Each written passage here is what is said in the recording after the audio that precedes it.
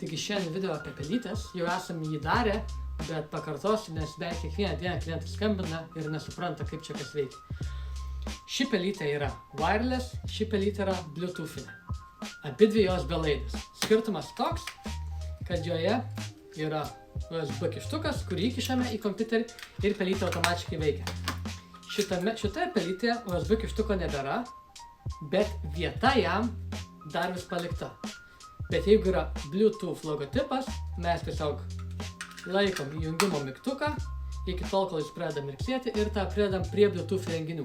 Kitaip sakant, labiausiai klientus suglumina tai, kad Logitech, gamindami didžiulius kiekius, net ir Bluetoothinės pelytes, gamina tuo pačiu korpusu. Kitaip sakant, palieka vietą USB kištukui. Taigi apibendrinant, jeigu gavote pelytę ir viduje yra USB kištukas, kišat ir nieko negalvojat.